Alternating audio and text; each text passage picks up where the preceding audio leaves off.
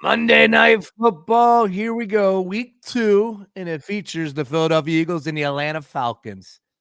I'm a big time fan of Monday Night Football. Always have, always will be. And to me, doesn't get any bigger than this, except for, of course, playoffs and Super Bowl. But this is what it's all about. Everybody's watching. Final game of week 2, and we're going to hit on it right here. Countdown to payout. I am Sean Brace. Mark Henry Jr. joining me right from the jump. He is our eagle eye with all things Philadelphia Eagles. Joe Castro a little bit later. Mark, how we doing? Good evening, sir. Doing well. I'm a Monday Night Football guy also. A lot of people love to complain about the night games for the Eagles. Keep them out of the 1 o'clock slate every week, as far as I'm concerned. So any night game for me is I love it. I got the FOMO, Mark. I don't really take you. No, you go to games. You've been to games, but I got FOMO today. I didn't miss a game for years, 5, 6 straight, maybe like 1 or 2 games that I missed. But in the last like year or so, I kind of been transitioning into a little bit working, starting my week off a little bit easier, so on and so forth. But there's no doubt about it. Tonight, I got FOMO. I don't like going to the games personally. I think it's a worse experience live.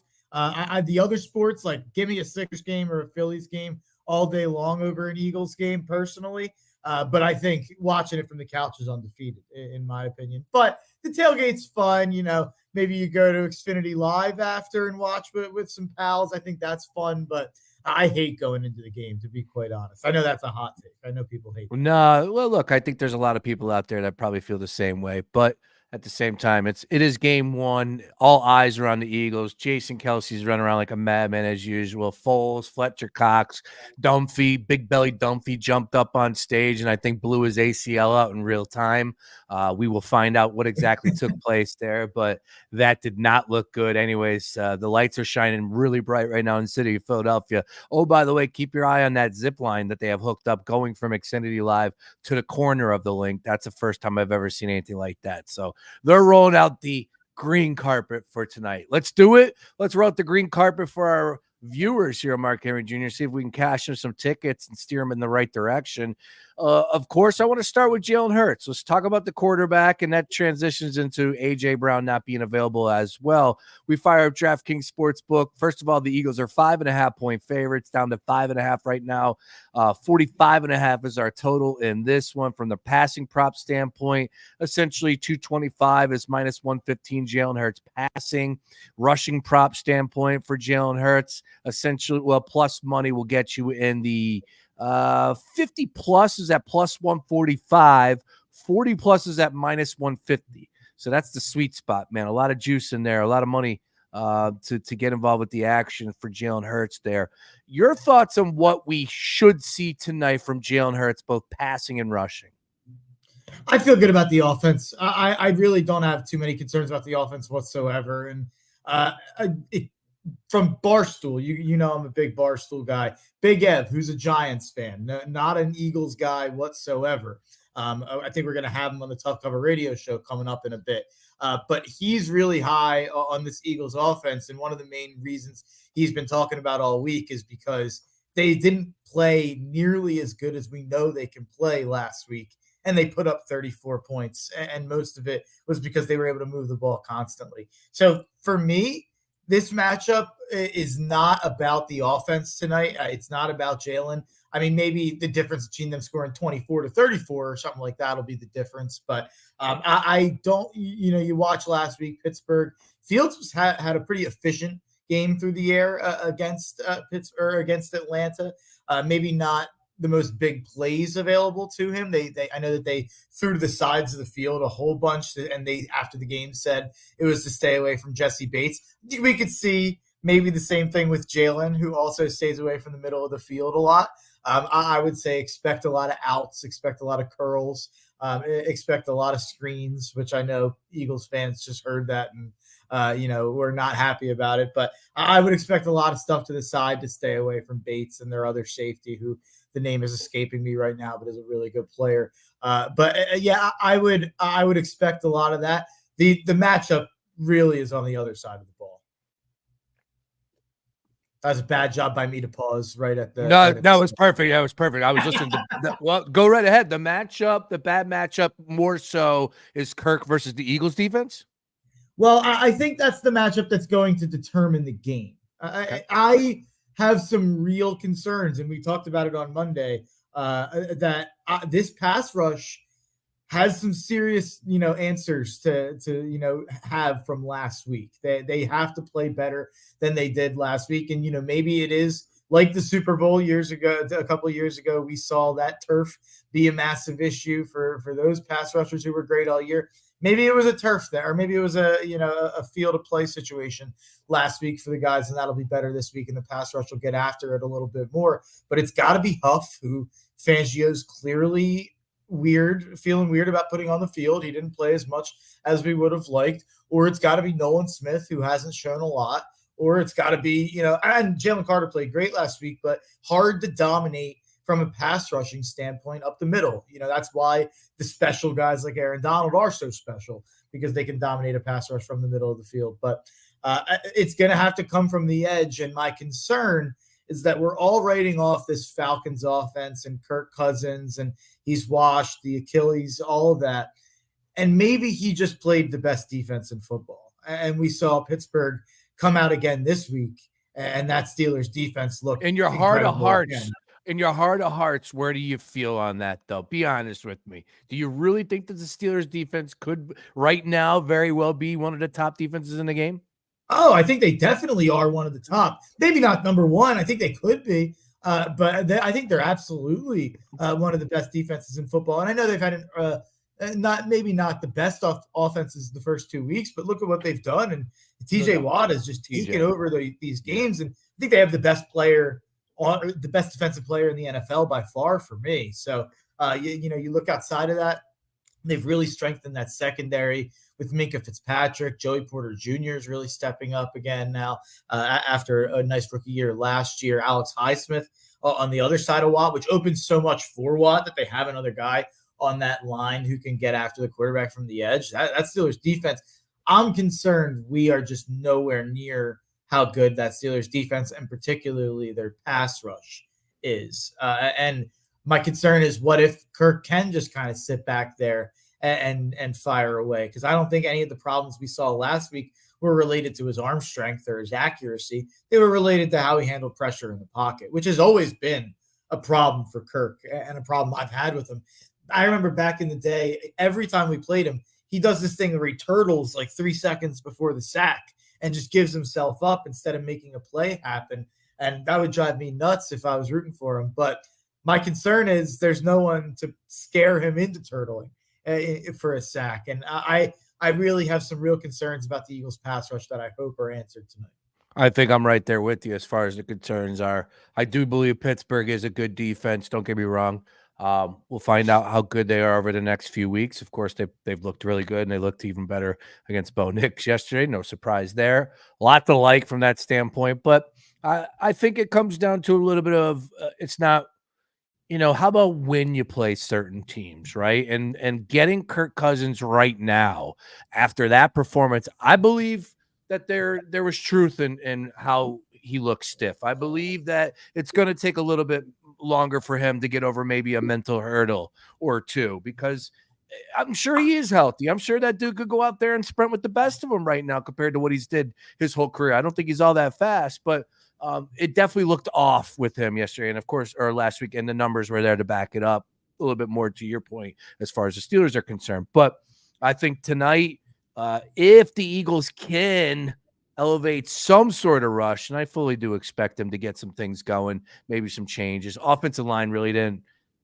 push me one way or to believe that they're going to be a strong point for a point of strength for the Falcons. So I think, hey, tonight, Monday Night Football at home, maybe they can get something going. And of course, after their first game against the Packers, Vic Fangio is a smart defensive mind with that. We do have a question coming in here, Mark. I want to ask you about, will he hit 240 passing yards for you as far as Jalen Hurts tonight? What do you see from his box score? And just to let everybody know, 20 of 34, 278 passing, 2 touchdowns, 2 picks, game 1 against the Packers.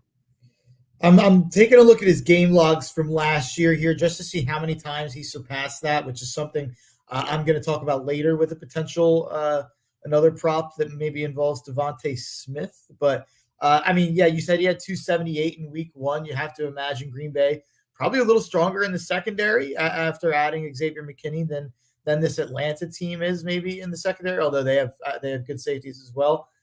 Yeah, it looks like per game last year he averaged about he averaged about I guess 222 per game. So I guess that's a pretty fair line there at that 240. I'll go under. I'll go slightly under. Hopefully that's because we get up early and we can run the football. But I'll go slightly under, and that's not to say he'll have a bad game. I think he'll have a good game. I don't think he'll turn the ball over twice. But I averaged 222 last year, had 278, probably due for a little regression. Yeah, look, and No of course, no AJ Brown. That's going to be a huge factor. With that, let's get on over to that part of it. And I think this plays and everything rolls together, right? When we start talking about these props and Saquon and how we think this game's going to go. Let's talk about Saquon here for tonight. And why not just keep it simple, Mark? Why not just say, you know what? Let's see you stop us. Saquon, it's not to say that I think they got a little creative in the beginning. I just think it took a little while, right? The interception didn't help. Of course, the field was slippery. Playing in Brazil, a lot of that. Why not just play to your strengths? And the 4 quarters coming out of game one, very easy for me to see. Offensive line still dominant, and you're adding Saquon Barkley, who's the best damn running back. I'm ready to say it pretty soon that this team has ever seen. Long way to go until we get to that point, but it's Saquon Barkley at the end of the day. Why not just take a page out of the Green Bay Packers playbook, Mark Henry Jr., from yesterday and just hand it off? Yeah, and I don't want to have Malik Willis' stat line for Jalen. I don't want to pass the ball 10 times or whatever it was. I forget what the final stat if they line win was. 30-10, are you complaining? I'll take that. No, I would take that. Exactly. I would take that. But I think that was that's another conversation to have about the Colts. They got some problems. But there's a consistency to sticking to a game plan, and I hate to make it sound so easy, but damn, it looks easy with Saquon.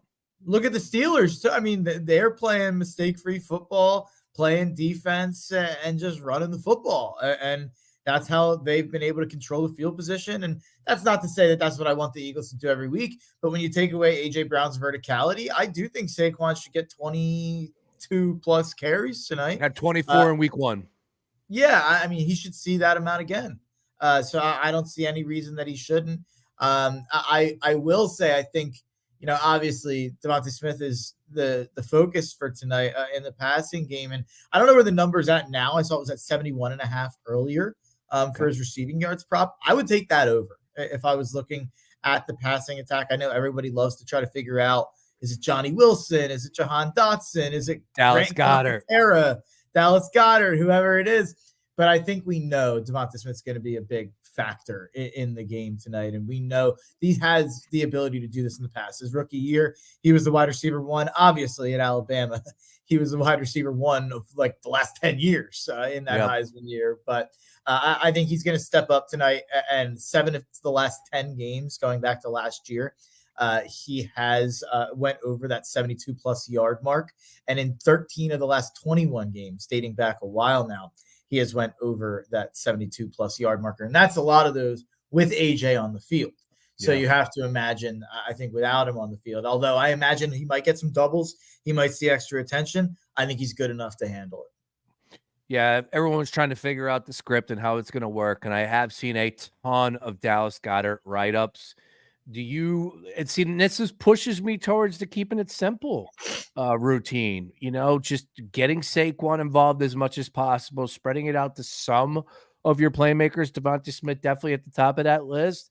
I realize how good Dallas Goedert is. I get it, but if they don't need to dial up his number, I just don't know if the targets will be there. So for the people that are pushing 4.5 receptions, I'm not buying it. It's even money. It's not really that big of a payday for me. And in his receiving yards, just to let you know, Devontae was at 80 plus for 105 on DraftKings Sportsbook. And Dallas Goedert is 40 plus for minus 125, 50 plus for plus 140. See, nothing pushes me towards the tight ends, and I understand how bad the Falcons were against the tight end position. I know how good Dallas is. I just don't see that tonight.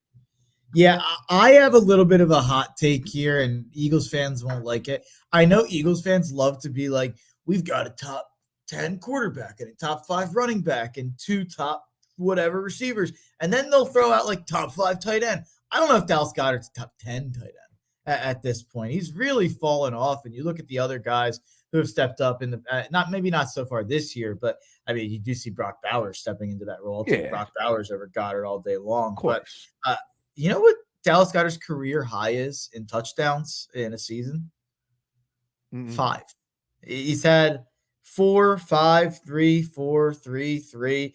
He's played and he's missed a lot of games. He has never played more than 14 games. So it's not like a full sample size of him playing 16 games and only scoring that amount of touchdowns. But anytime I ever hear people kind of buzzing about his anytime touchdown or his receptions, and it feels like there's been a couple times that we've seen either Smith go out or AJ go out, and we expect him to step up. It never feels like he does anymore. And maybe it's just that Jalen doesn't throw to the middle of the field and doesn't throw to the tight end. Maybe it's more of a Jalen issue than a Goddard issue.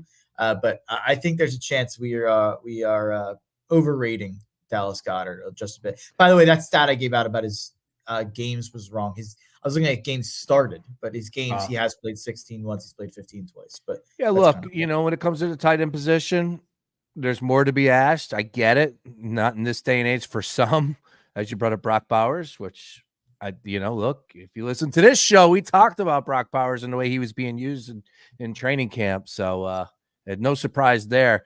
Maybe 25-1. I saw 35-1 an offensive rookie of the year. I still think that's going to go to Marvin Harrison Jr. So maybe don't waste the money there.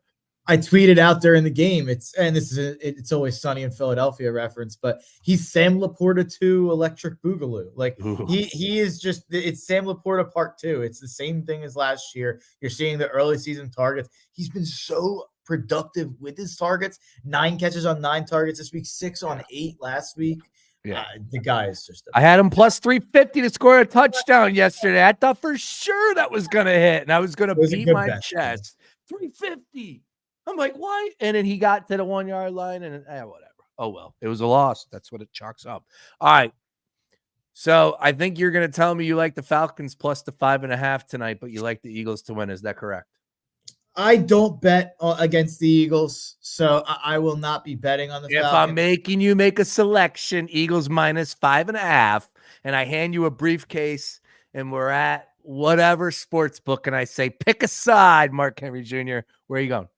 I'd say, can I take Jalen touchdown? but yeah, that's what I'd say. Okay. But I would say Falcons plus 5.5. I seem to be the least confident person in the entire Philadelphia sports universe in this look at all the dogs that covered yesterday and won outright. So I would think that you're probably on the right way of thinking about tonight's game.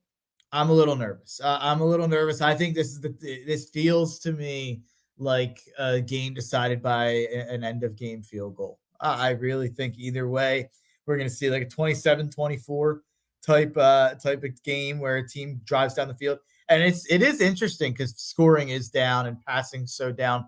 But these end of game situations, I mean, all you need to get a field goal now, if you get your touchback to the 30, you need what? Like, if you're Jake Elliott, you can pump in a 62-yarder probably, maybe even further. You just have to get to the 47.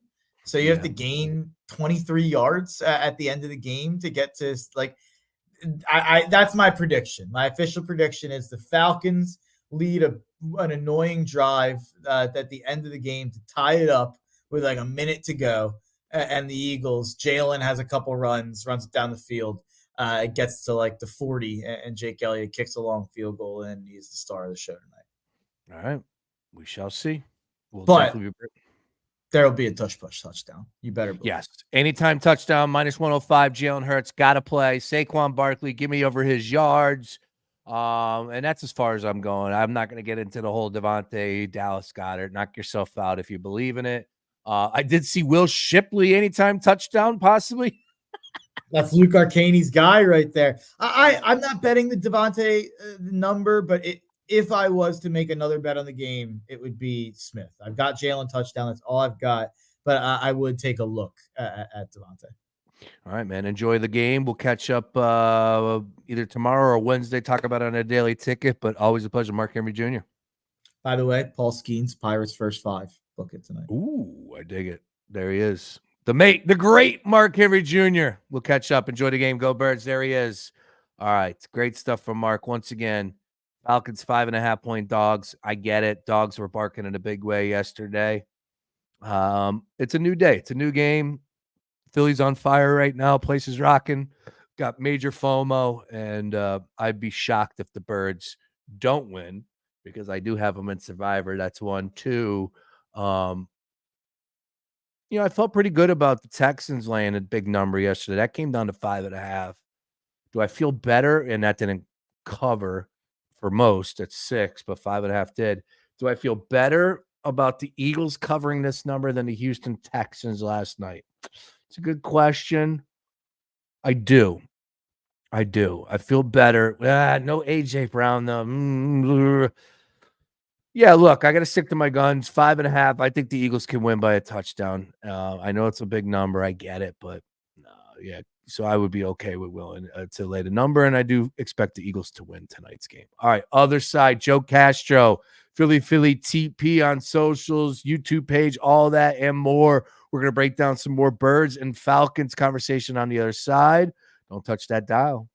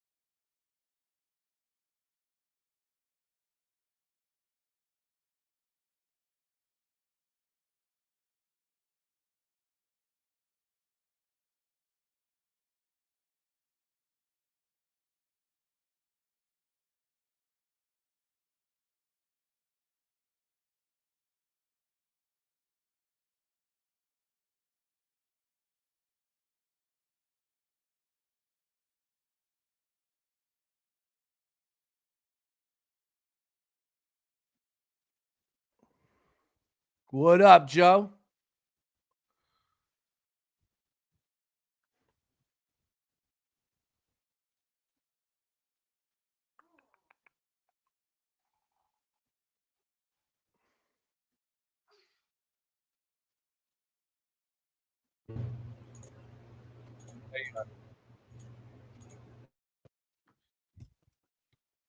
Joe Castro, you got me, sir?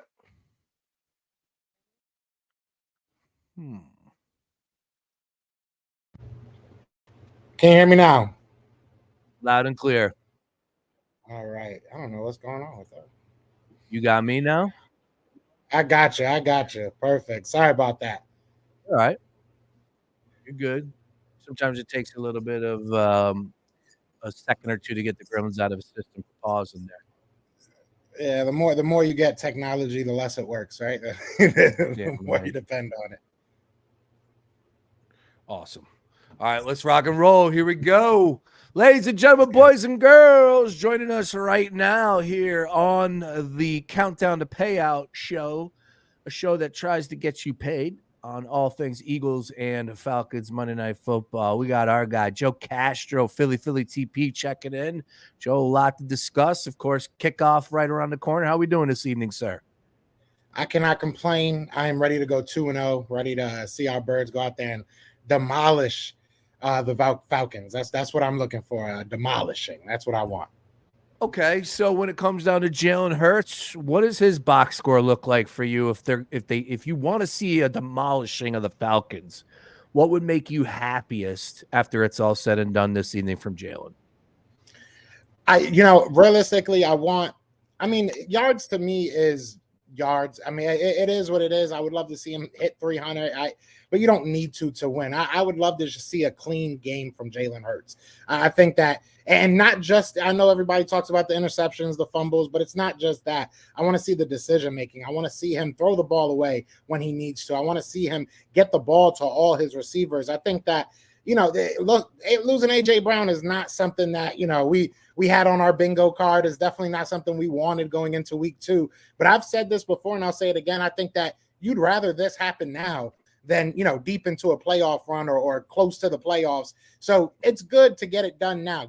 Figure out what Dallas Goedert can give you when A.J. Brown's down. Figure out what Jahan Dotson can give you when A.J. Brown is down. I hear a lot about Devontae Smith, but I want to see Jalen Hurts get the ball to all of his playmakers and let them win the game for him. So, a perfect game for me with Jalen Hurts. Again, box score, numbers are beautiful. I would love to see 2 touchdowns, 300 yards, but I think the game within the game is really where I'm going to be looking.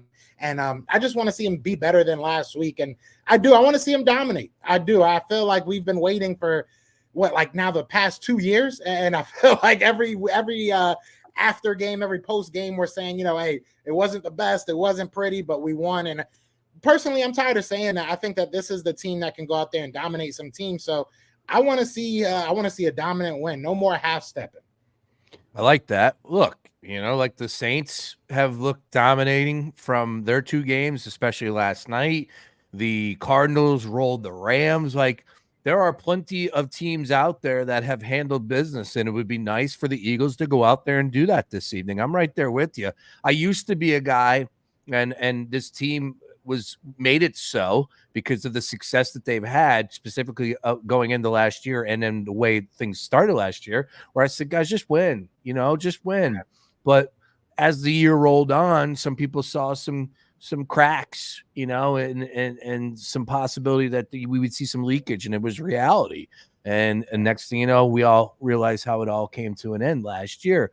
Now, I did not foresee that coming. I'm sure a lot of us didn't, but at the same time, there were people out there that kind of were, not exactly happy with the way that the Eagles have played throughout the course of that winning streak. But so I would like to see a team go out there and be dominating. I would like to see a team that could possibly be better than the 49ers in some people's eyes. I know they lost yesterday, but they were the Class C AFC. We're dealing with a ton of injuries right now. Of course, the Saints are at the top of everybody's mind. Money coming in on the Saints this year, or in the last week or last day, more than anything. So, yeah, I would like the Eagles to be discussed as the best team in the NFC. And if they handle business tonight, they will be discussed as such.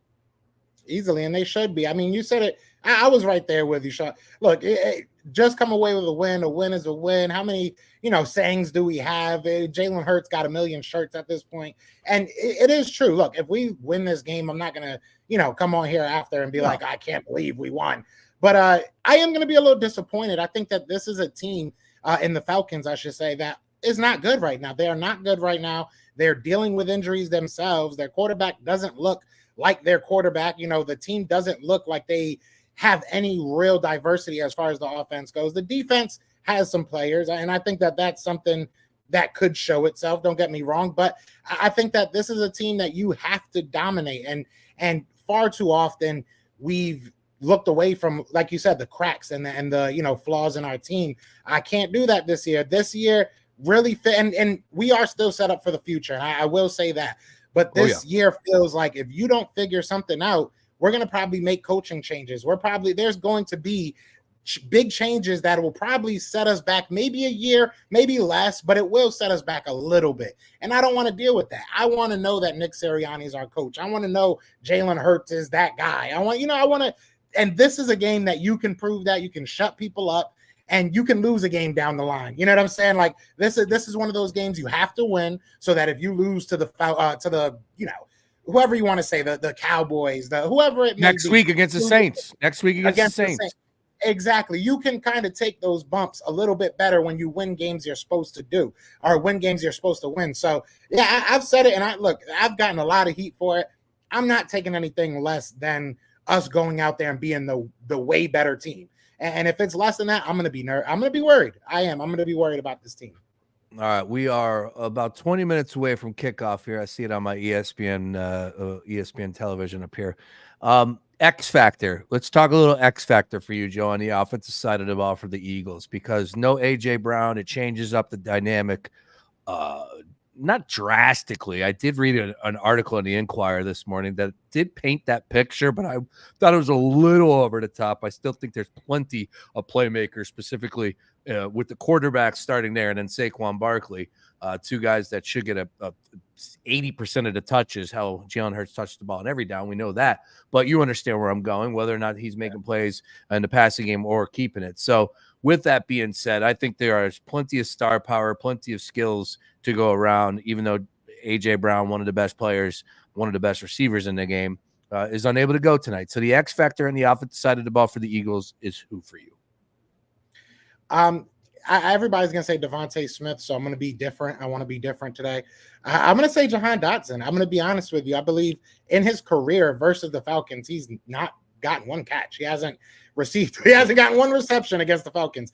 But the last time he was at the link, I believe he got over 100 yards receiving. So one of those trends has to break, right? So I'm hoping and I'm looking for him to be utilized in the way that we utilize Devontae Smith usually. More of that slot guy, more of that, screens, bubbles type of guy. So I'm looking for him to be the guy that nobody's expecting to have a big game and to go out there and have a big game. I think that, like you said, I think what you said is what the defense is going to be thinking, right? They're going to be saying, we got to stop Jalen. We got to stop, Saquon. We got to stop Devontae. So lo and behold, you got a little guy named Jahan Dotson out of Penn State that can make some things happen. So I'm looking for him. He's the over for him. When I took it was like 28 yards. I think he'll blow that out the water. So I'm looking for him to really have a big game. All right, over to the Falcons. I'm worried. I'm concerned about Bijan. Bijan is the guy, and I like to keep things simple, and I think that the Falcons probably are doing so as well. Last week, they got him the rock a ton. He had 5 catches. He had 5 catches on 5 targets, also carried the bar 18 times. So, yeah, you want to get the ball in Bijan as much as possible. Hell, I'll take the over on 23 attempts across the board tonight for Bijan. So as far as the Falcons are concerned, is there a player that worries you? Are you out on Kirk Cousins with his 16-26 performance? Where do you stand on the Falcons offense?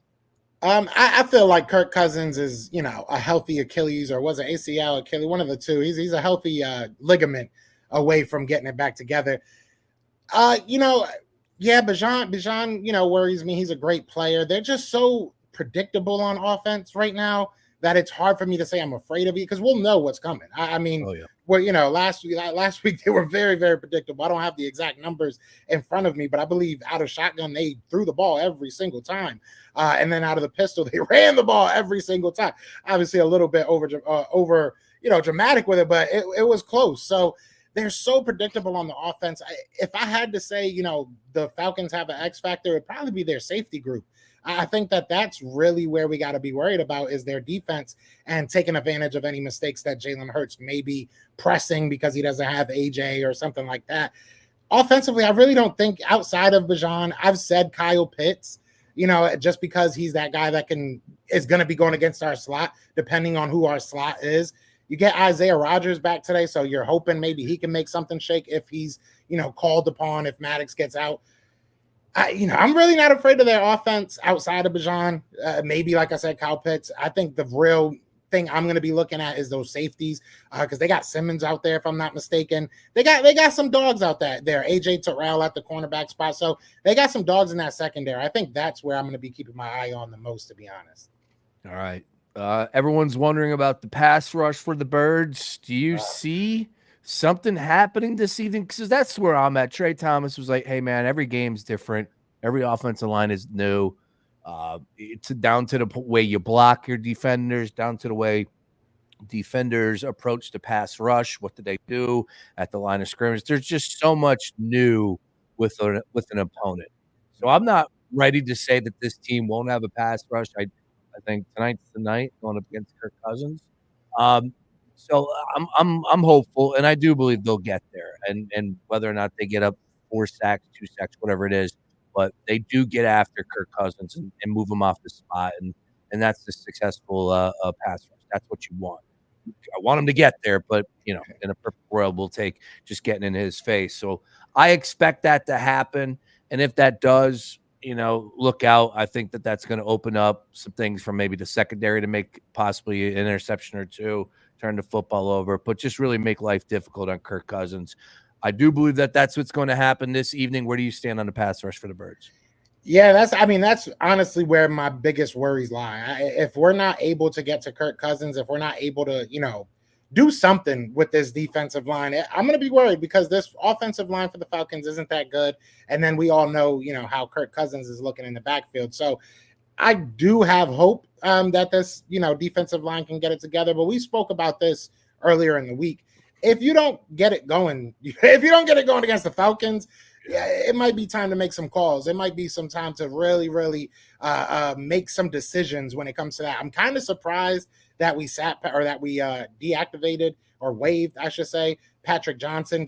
I thought he was somebody that maybe could come along. You know what I mean? We do play musical chairs when it comes to the practice squad, but a little bit surprised there.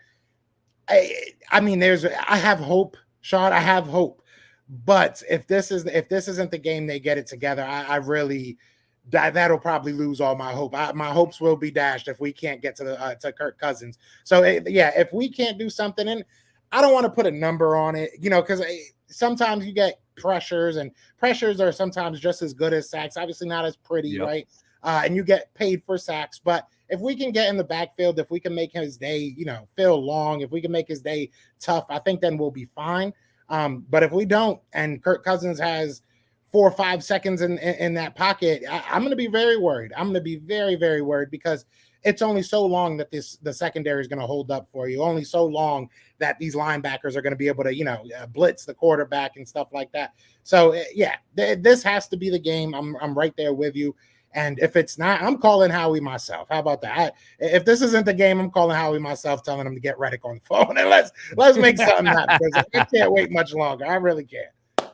All right, Joe, give me your final thoughts on the way out here. Give us final prediction on tonight's game. How do you see this one playing out? Look, Birds by 1,000,000. I really think that they are feeling the pressure. I think that they understand that this isn't a good team, right? We know this isn't, you're not playing the Super Bowl this Monday, but at the end of the day, you're playing a team you should go out there and dominate. Far too many times last year, you did not do that. It's time for you to go out there and prove who you want to be. So I'm going to say that the Eagles go out there and dominate from the word go. And if they don't, I'm going to be mad, but I think that they can do it. They have the weapons, and I think it'll be a huge confidence boost for this team and coaching staff to do it without AJ Brown. So I got the Eagles by 1,000,000. Hope I'm right. And I hope all of Philly is on the same train, man. No more half stepping. That's going to be it for the whole season, Sean. No more half stepping. Go out there and dominate the teams you're supposed to dominate. And let's go win a freaking championship. How about that?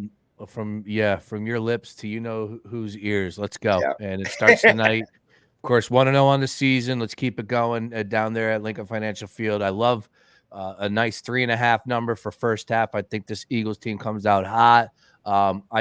I think that they win this game and double-digit victory. I really do believe. I just don't think they're going to be able to keep up with the offensive scoring. Saquon, just continue to hand him the rock and allow him to be the leader that he was in Brazil here in week 2 at home. Joe, we'll talk about it tomorrow. We'll be talking all things Birds all week.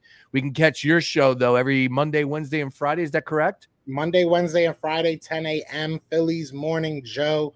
Get your coffee ready. We talk. We keep it hot. We talk a lot of smack in the morning, but it's a lot of fun. So definitely check me out, Sean. I appreciate it. Absolutely, bro. Keep it going. We'll talk all things birds this week. Joe Castro, can't thank you enough. That's going to do it for us this evening. Make sure to catch my show, brand new daily ticket, 3 to 6 p.m. tomorrow. And then we are live from 7 to 9 at Chickies and Pete's in Marlton with the Players Show, TBD. And then we got Trey Thomas and Todd Harriman's live from 8 to 9 at Chickies and Pete's in Marlton. For Joe Castro, I'm Sean Brace. Everybody enjoy the game. Go Birds! Go Birds.